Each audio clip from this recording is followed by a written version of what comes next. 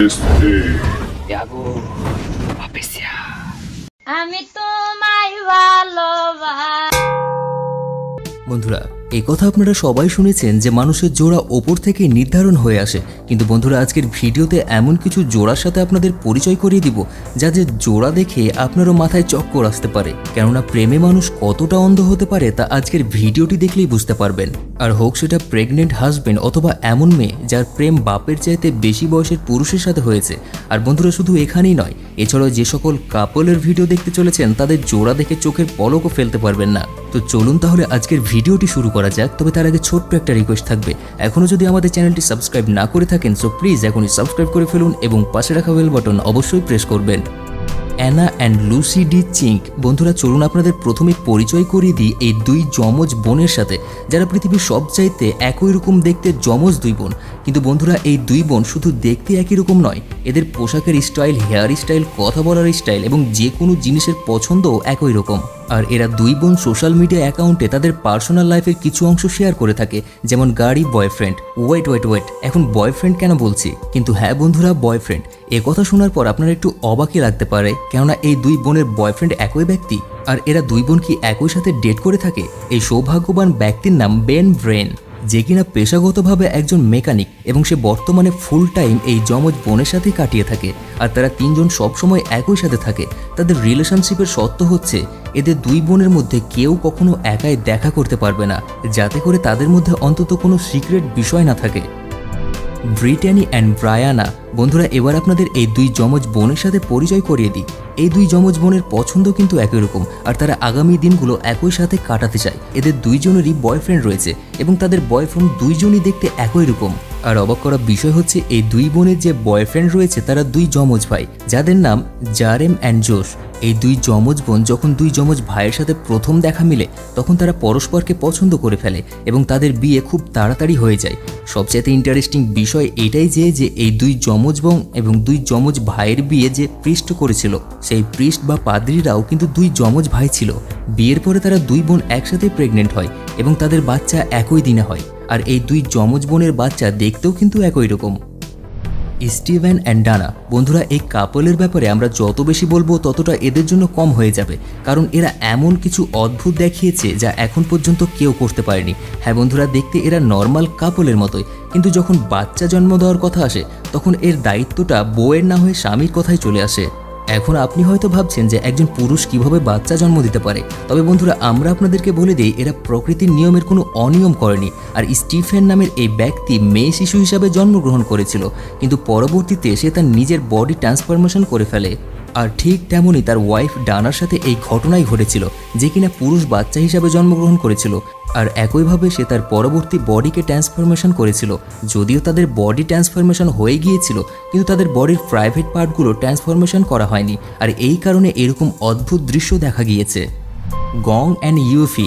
এখন আপনি যাকে দেখতে পাচ্ছেন সে হচ্ছেন একজন চাইনিজ অভিনেতা, কিন্তু অভিনেতার চেয়েও তার রিলেশনশিপ বজায় রাখার জন্য নিজেকে সুন্দর রাখার চেষ্টা করে।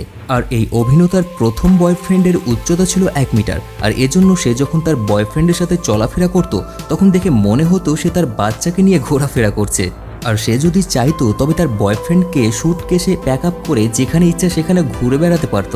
কিন্তু বন্ধুরা মনে হয় এই ম্যাডাম কম হাইটের বয়ফ্রেন্ডকে নিয়ে বোরিং অনুভব করছিল, তাই সে তার বয়ফ্রেন্ডকেই চেঞ্জ করে ফেলে এবং নতুন একটি বয়ফ্রেন্ড নিয়ে ফেলে, যার হাইট 238 সেন্টিমিটার। দেখতে হয়তো বিদ্যুতের খাম্বার মতো লাগতে পারে, তবে কিছু মনে করবেন না যেন। মানে এই অভিনেতার প্রথম বয়ফ্রেন্ড তার কাছে বাচ্চা মনে হচ্ছিল, আর এখন নতুন বয়ফ্রেন্ডের সাথে তাকেই বাচ্চা মনে হয়। টেম্বা নিটুইলি। বন্ধুরা এখানে এই ফটোটি দেখে আপনার মনে হতে পারে কত সুন্দর একটি ফটো এবং কোনো একটি বাচ্চা তার মায়ের বিয়ে দিচ্ছে। তবে জেনে রাখুন এখানে এই বাচ্চা তার মায়ের বিয়ে দিচ্ছে না, আসলে এখানে যে মহিলাকে আপনি দেখতে পাচ্ছেন সে নিজেই এই বাচ্চাকে বিয়ে করছে। আর এই কালাকারকে আপনার বাচ্চা মনে হতে পারে, কিন্তু সে বাচ্চা নয়, বরং সে 29 বছর বয়সের একজন যুবক। আর এই কালাকারের বডি আকৃতি দেখলে যে কেউ তাকে 12-13 বছরের বাচ্চাই মনে করবে। আর তারা দুইজনাকে নিয়ে খুব সুখে জীবনযাপন করছে। মিন্ডি অ্যান্ড ল্যারি। এবার এই প্রেমিকের জোড়া সম্পর্কে জানার পর আপনারও হুঁশ উড়ে যাবে, কেননা এখন যে দৃশ্যটি দেখতে পাচ্ছেন সেটি কোনো বাবা মেয়ে নয়, বরং একজন কাপলের। আর এজ জাস্ট এ নাম্বার এই কনসেপ্টকে হয়তো এরা সিরিয়াসলি নিয়ে নিয়েছিল, তাই তো 30 বছর ধরে একই সাথে থাকার পর তাদের মধ্যে ঠিক তেমনই প্রেম রয়েছে যেমনটা 30 বছর আগে ছিল। আর এইরকম রোমাঞ্চকর ঘটনা শুধুমাত্র তো সিনেমাতেই দেখা যায়। আর বন্ধুরা, এদের যখন প্রথম দেখা হয় তখন মেন্ডির বয়স ছিল 20 বছর আর তখন ল্যারির বয়স ছিল 50 বছর। তারপরও এদের মধ্যে প্রেম হয়ে যায়। প্রথমত তারা তাদের সম্পর্ক পৃথিবীর মধ্যে উন্নতি করতে চেয়েছিল না, কিন্তু গত 8 বছর থেকে তারা সারা বিশ্বের মানুষের সাথে উন্মুক্ত হয়ে গিয়েছে। আর আপনাকে জানার জন্য বলে দে, ল্যারি এর একটি ছেলে রয়েছে যে কিনা মেন্ডির চাইতে বয়সে মাত্র 1 বছরের ছোট, কাওয়ান্ডি। বন্ধুরা, যদি আপনি লাঙ্গুরের হাতে আঙ্গুরের কথা শুনে থাকেন তবে এদের জোড়া দেখে আপনিও হয়তো এটি অনুভব করতে পারবেন। এই কথা আমরা বলছি না, বরং পাবলিকই বলে থাকে, যেখানে দেখতে সুন্দর একটি মেয়ে যার নাম কিনা কাওয়ান্ডি, যে কিনা মিডিয়াতে প্রায় অ্যাক্টিভ থাকে এবং তার যথেষ্ট ফলোয়ারও রয়েছে। কিন্তু তারপরও তার সাথে তাণ্ডব ঘটেছিল যখন সে তার বয়ফ্রেন্ডের ছবি পোস্ট করেছিল, যেটা আপনি স্পষ্টই দেখতে পাচ্ছেন। আর পাবলিক এটাই বলছিল এর বয়ফ্রেন্ড দেখতে একদম বেকার, কিন্তু সে তার ফলোয়ারের কথায় কোনো পাত্তা দেয়নি এবং দেখিয়ে দিয়েছে প্রেমের বন্ধন কতটা শক্ত হতে পারে। তাই তো শুধু এই ব্যক্তির সাথে বিয়েই করেনি, বরং তাদের একটি বাচ্চাও রয়েছে এবং তারা সুখী জীবনযাপন করছে। Carini D'Souza and Edmilson. বন্ধুরা, যদি আপনাদের দেহে কোথাও বেশি আঘাত লাগে তখন মনে হয় পুরো পৃথিবীটাই যেন যন্ত্রণাদায়ক হয়ে ওঠে।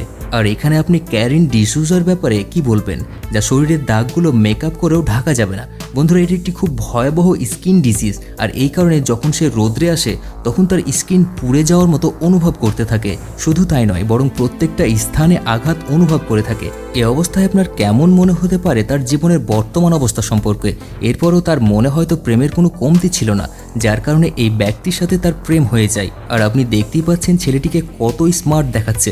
এমন অবস্থায় কারিনার সাথে সম্পর্ক করা স্পষ্টভাবে প্রমাণ করিয়ে দিল ভালোবাসা যে কোনো দিক থেকেই হতে পারে, যা কিনা শুধু রূপের সৌন্দর্যই নয়, বরং অন্তরের সৌন্দর্য থেকেও প্রেম হতে পারে।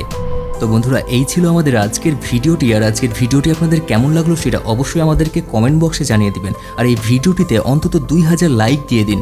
আর আমাদের চ্যানেলে যদি নতুন হয়ে থাকেন সো প্লিজ এখনই সাবস্ক্রাইব করে ফেলুন। দেখা হচ্ছে তাহলে পরবর্তী এপিসোডে। সেই পর্যন্ত সুস্থ থাকুন, ভালো থাকুন, ধন্যবাদ।